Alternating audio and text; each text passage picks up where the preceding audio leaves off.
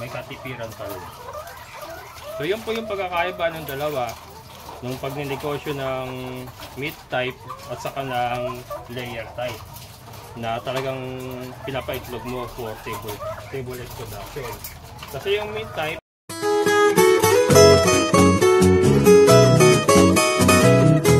hello mga kabokal, so dito naman tayo sa ating mga layers, yung ating mga decal brown layers. Ayan, so bago ko timplahin yung kanilang pagkain, gusto ko po munang ipaliwanag. Paano po ba nangingitlog ang mga layers na to? Naka-cage, wala silang kasamang lalaki. Pero nangingitlog sila. Ayan, meron silang itlog. Ayan. And disclaimer nga po pala mga kabukal sa bago sa channel ko. Ito po sila currently ay molting. Ibig sabihin ng molting ay lugon. So nakapahinga po sila. Pero ito kasi may mga paisa-isa pong umiitlog pa rin kahit nakapahinga sila. Molting season po, nagpapalit ng balahibo, naglulugon. Ayan. So paano nga ba nangingitlog ang layers nang wala pong lalaki? Nangingitlog po sila sa pamamagitan po ng layer feeds. Yung commercial feeds po na formulated para po mapaitlog ang mga inahin. May formulation po yun na yun po ang nagpapaitlog sa ating mga layers. Kaya po siya tinawag na layer feeds. Commercial feeds po yun, binibili. Ayan. Ang ginagamit ko nga po dito ay 1,600 per sack na 50 kilograms. Ayan, yan po. Hindi po kasama to mga ano natin yan, mga palahi natin yan. Decal brown white leghorn. Ayan, so yan nangingitlog po sila dahil sa layer feeds na ipinapakain natin. Ngayon, gagamit po kasi tayo ng Madre de Agua. Gumagamit din po tayo ng Madre de Agua para po makatulong po sa kanilang nutrisyon at makatulong din po para ma-cost cut natin, mapababa natin ng kahit papano yung ating ginagastos sa kanilang pakain. Ayan. So, may catch lang po mga kabokals sa pagpapakain po ng layers. Base po sa experience ko, ito po ay base sa aking naranasan nung una tayo nag-alaga ng layer na manok. Hindi po tayo po pwedeng lumagpas sa 25% na alternative feeding. Ano po ba yung alternative feeding? Yun po yung Madre de Agua, Azola, at iba pa pong mga greens or alternatibong pakain na libre na available sa inyong paligid na ihahalo sa kanilang pakain. 25% po ang para sa akin ang pinakamaganda pong ratio para po hindi maapektuhan ang kanilang egg production. Yan. Kasi po nasubukan ko pong i-50-50 sila. 50, ibig sabihin 50% na layer feeds, 50% na Madre de Agua chop. Bumagsak po ang kanilang egg production. Yun po ang masaklap na katotohanan. Ngayon, nasubukan ko pong mag 25% lang. Yun po, gumanda po ang kanilang pangitlog. Bumalik po sila sa dati. At okay naman po. So, base po ito sa aking experience hindi po tayo eksperto dito. Ito po ay ibinabahagi ko lang sa inyo. 25% po maximum ang dapat na timpla natin sa alternative feeding sa rephrase ko yan. 25% po ang ginawa kong alternative feeding sa aking mga layer feeds para po ma-maintain nila yung kanilang productivity in terms of egg production. Yun po base po sa aking karanasan. So yun po ang ipapakita ko sa inyo ngayon. Kaya lang ngayon po naka-darak sa mais sila kasi nakapahinga po sila. Pinagpapahinga muna po natin sila at lugon. So hindi po natin sila binibigyan ng layer feeds kasi magastos po ang layer feeds. 36 per kilo or 1,600 per sack. So binaba muna natin sila sa darak sa mais para po hindi masyadong magastos habang sila po ay nagmo-molting. Ayan, so yun po ipapakita ko sa inyo. So ayan mga kabukos, magtitimpla tayo, papakita ko sa inyo ha. So nga po, sa ngayon ay darak sa mais muna sila. Pero imagine niyo lang po, yan. Just imagine. Ito po ay layer feeds, kunyari. So sa kanila normally sa ganong karami, ang nakukonsumo po nila is 2.5 kilo kada pakainan. So 2.5 kilo sa umaga, 2.5 kilo sa hapon. Yun po ang kanilang ratio. So ito, gagawin natin siyang 2 kilos. 2 kilos po. Tama ba yung gagawin ko? 2 kilos na ibababa na sa 2 kilos and then kalahating kilong Madre de Agua. Ayan.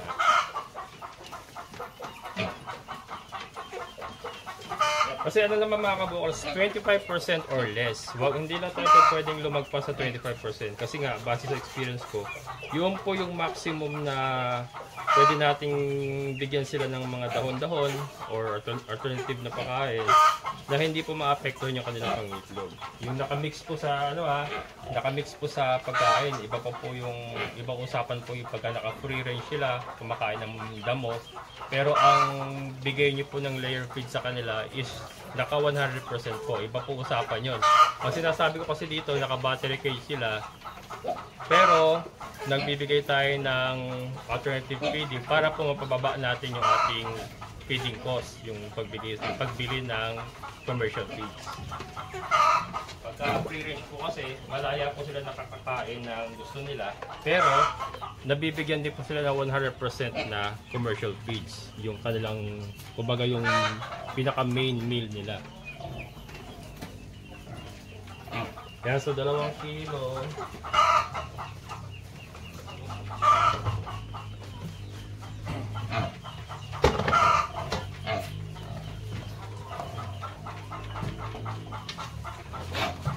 So ito kalahating kilo mga kabukals.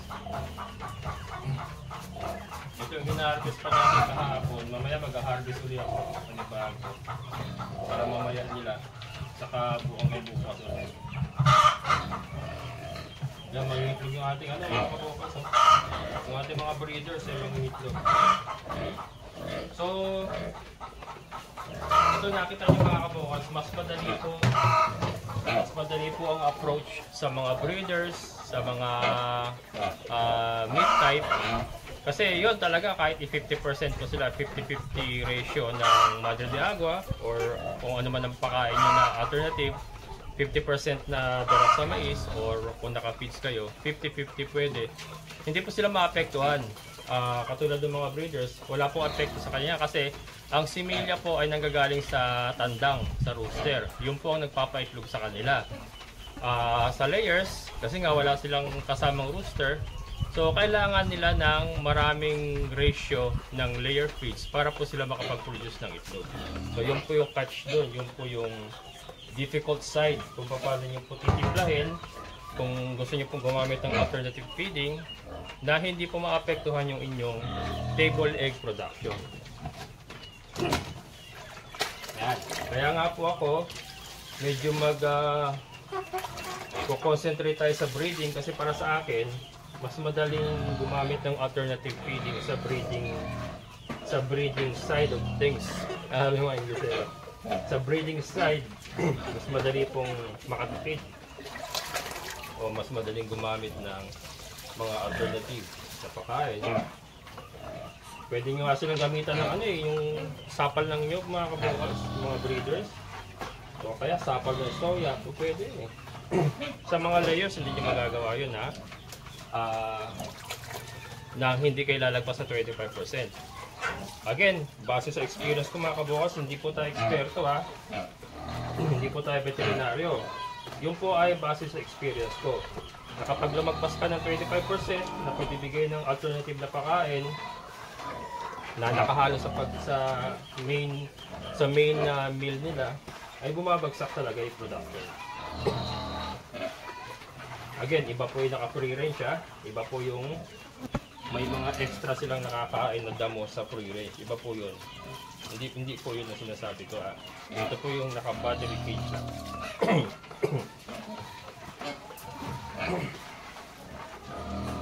Yan, medyo masama ang pakiramdam ni Kabokals. Makakatay yung lalamunan ko mga Kabokals. Yan, ito. Ganun din, katulad ng ginawa natin sa mga breeders natin kanina. Pinalo na natin, nilakas.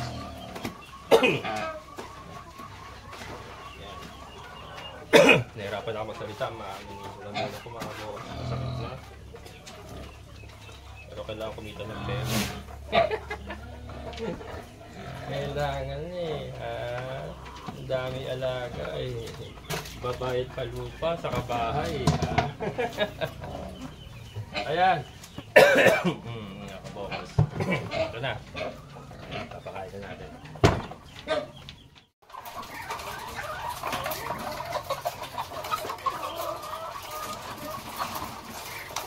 Ayan. So ito na mga Kabokals. Nakita nyo ba yung Madre de Agua? Konti lang, diba? Konting-konti lang yung Madre de Agua.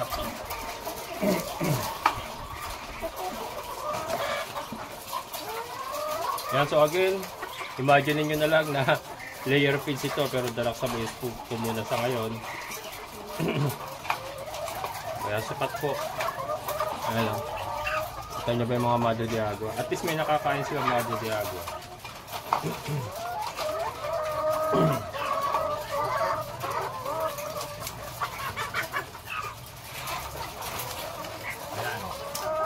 So yun ang isang downside ng ng pagnenegosyo ng layer, kasi talagang gagastos ka, mamumuhunan ka sa pagle-layer, sa pag-aalaga ng mga layer na manok. Kasi nga hindi sila pwedeng kasi again, base sa experience ko, hindi pwedeng lumagpas sa 25% yung ating binibigay na alternative na pakain. Kasi sabi ko nga bumabagsak yung kanilang egg production. Base po sa experience ko yan, base po sa experience ko yun. Kaya po nag-stick tayo sa 25% lang, and then 75% pa rin po yung layer feeds. At least nandoon pa rin, may katipiran pa rin. So yun po yung pagkakaiba ng dalawa, nung pagnenegosyo ng meat type at saka ng layer type, na talagang pinapaitlog mo for table egg production. Kasi yung meat type, o pwede mo silang i-50-50 ratio ng alternative na pakain hanggang mabenta po sila. Kasi hindi naman po sila nag-iitlog, so wala pong maapektuhan. Yun naman pong alternative na pakain na binibigay natin, katulad ng Madre de Agua, ay mabisa rin pong pampalaki, pampataba. Kasi protina po, high protein po ang Madre de Agua. So mabisa pong magpa-develop ng laman, yung kanilang meat conversion ratio ay nandoon pa rin. Kahit po alternative ang pinapakain natin. Madre de Agua, Azola, at mga iba pa pong mga greens na mataas sa protina. Ayan. So pwede po yan.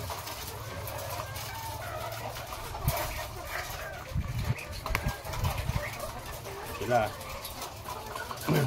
Kaya nga ang ating game plan ngayon, hindi po tayo masyadong magko-concentrate sa layers kasi magastos nga. Magastos. Pero kumikita mga Kabokals, don't get me wrong kumikita. Kaya lang, mamumuhunan ka talaga. Pero may kita, may tubo. Pero kung wala ka naman masyadong puhunan, wala kang masyadong pangkapital na may pantutos sa kanilang pagkain, sa kanilang feeds, mag-alternative ka, pero mahirap gawin para sa akin again, paulit-ulit ko sinasabi. Para sa akin lang po, mahirap pong gawin sa mga layer type na manok. Kung ito po ay nangingitlog, kung ginagamit po sila sa egg production, mahirap gamitan ng alternative na pakain. Free range, pwede po kayong mag free range. Ito isang idea.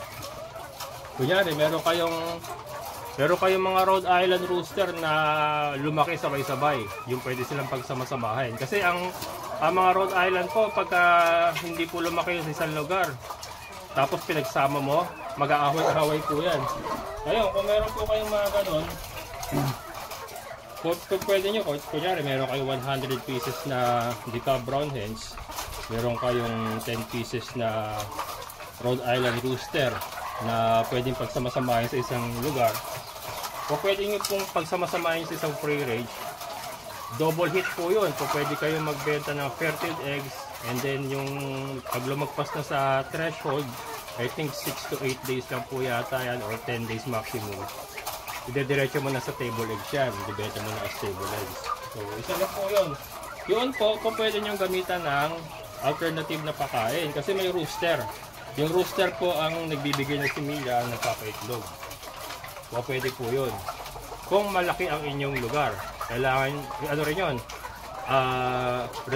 required din po kayong maglagay ng malaking lugar kung ipi-free range nyo. Kasi nasubukan pa rin po, pagka masikip, nandoon po yung madaling magkasakit, nag-aaway-away, ayan. So yun po yung isang nagiging problema. Kaya kailangan may malaki kayong lugar, malawak, at nasisikatan ng araw. Isa pa po yun, base sa experience ko, kailangan po ang free range nyo nasisikatan ng araw talaga para yung mga mikrobyo na mamatay. Pagka sheltered kasi, let's say maraming puno, malilim nga siya, madali naman po magkasakit ang manok. Again, base po sa experience ko yun ha. Kung napanood nyo po yung aking free range area doon sa likod ng old area natin, malilim nga siya sa ilalim ng mangga. Kaya lang, ang dami po nagkakasakit. Ang dami nagkakasakit. So may nagsabi po sa akin na ganun po talaga nagiging problema pagka malilim ang iyong free range area. Kasi yung sunlight hindi nakakapa-penetrate, hindi niya nasa-sanitize yung lupa. So nabibuild up yung, siyempre pupo nila nandun, nabibuild up yung mga mikrobyo, yung mga germs. Yung mga germs, nabibuild up yun. Doon nagsisimula din yung ano, yung pagkakasakit din yan ng iyon. Kaya maganda yung free range area, parang open field na may direct sunlight, and then meron na silang bubong na silungan pagka sobrang init ay makakasilong sila. Ano po ang ideal ng free range. Ayan. So so ngayon, ito muna ang ginagawa natin kasi nga wala naman tayo, itong space naman natin hindi naman ganong kalakihan, kaya naka-battery cage din po sila para makaiwas din po tayo sa mga problema.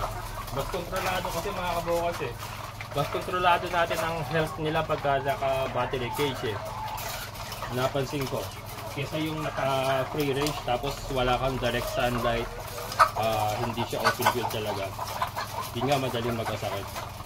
Unlike ito, pag may sakit dito, kita mo kaagad, pwede mo kaagad kunin para maiwasan na yung pagkalat. And madali siyang gamutin kasi mag-isolate mo siya, magagamot mo na kaagad siya. Ayan. Ito po ang pagkakaiba ha. Layer versus breeder or rip type.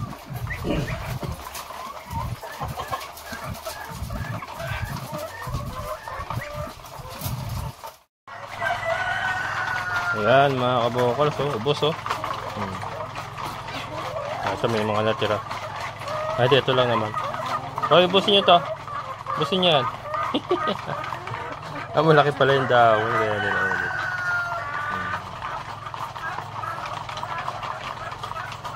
Ayan.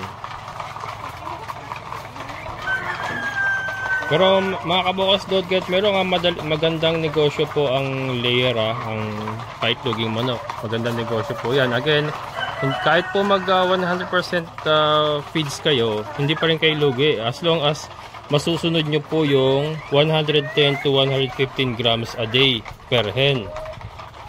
Pasok po sa banga yun, kaya po may ano po doon, may ratio pong ganun And syempre, depende po sa presyo ng itlog na pagbebenta nyo. Ito nga po, ang benta ko na po sa itlog nito ngayon is 250 per tray. Pagka yung XL, 280. Yun po ang bentahan natin ng itlog, ha. Doon po sa mga nakapanood ng mga unang episode ko pa na nag-umpisa pa lang tayo mag-decal brown na sobrang baba po yung benta natin. I think nasa 200, 210 per tray lang po. Wala na po yung mga kabokals, hindi na po tayo nagbebenta ng ganon. 250 na po ang pinakamababa natin and 280 yung malalaki. Yan, ha. So doon po may kinikita naman po tayo. Kaya lang syempre kung sa paitlog yung manok mga kabokals, ito pa palang isa. Kung sa paitlog yung manok ang pag-uusapan, kung gusto nyo po talagang kumita, mag-aalaga po kayo na marami. Syempre, alam namang may tauhan kayo, 50 peraso lang ang alaga nyo. Kasi marami po ako nare-receive na comments doon sa una kong vlog noon. Si 50 peraso, 50-60. 50-60 lang po yung alaga ko noon. Sinisisi pa ako, paano yung magpapakahirap ko sa mga ganong comment.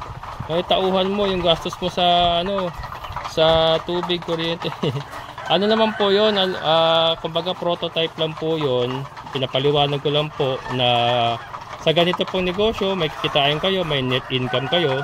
Kayo kung gusto niyo pong kumita, syempre mag-alaga kayo ng marami. Lalo na't kung may tauhan kayo, di ba? So, yun po.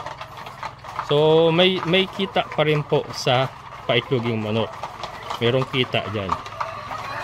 Kaya lang, yun nga lang po ang downside. Again, base po sa aking experience, pagka ginamitan nyo na ng alternative na pakain ay at lumagpas kayo sa 25% ay bumababa talaga ang egg production. Base po yan sa experience ko, ha. Ayan. So tayo, ako tuloy-tuloy lang din naman.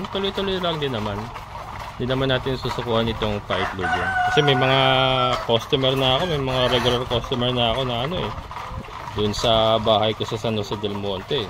May mga regular customer na po tayo dun. Hanggang ngayon nga, nagme-message pa sa akin.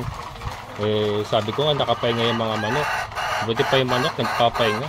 Yung may-ari, hindi nagpapahinga. Hindi, ayun. Gano'n talaga. Yan sila. Yung ating mga ducklings, ubos na kagad yung binigay kong darak sa mais na binabanatan yung mga kabokals. Yung ating mga bagong ducklings. Na-disgrasyahan tayo ng dalawa, hindi ko alam ba't namatay. Nakita ko na lang, dedo na Wala namang kagat, walang stain na hinila sila ng daga or what. And ito naman secured yung ating Suspetsya ko na bulunan, nalunod sa tubig. Sobrang uminom. Yan kasi ang sakit ng ducklings Kahit yung nag-alaga ako ng itik dati, pagka naubusan ng tubig yan, bigla mo pinainom. Iinom yan hanggang sa malunod siya, namamatay. Ganun po yung nangyari sa kanila. Nag-aaway po. Yan. So yun sila ang papalit dito sa ating mga langaw busters.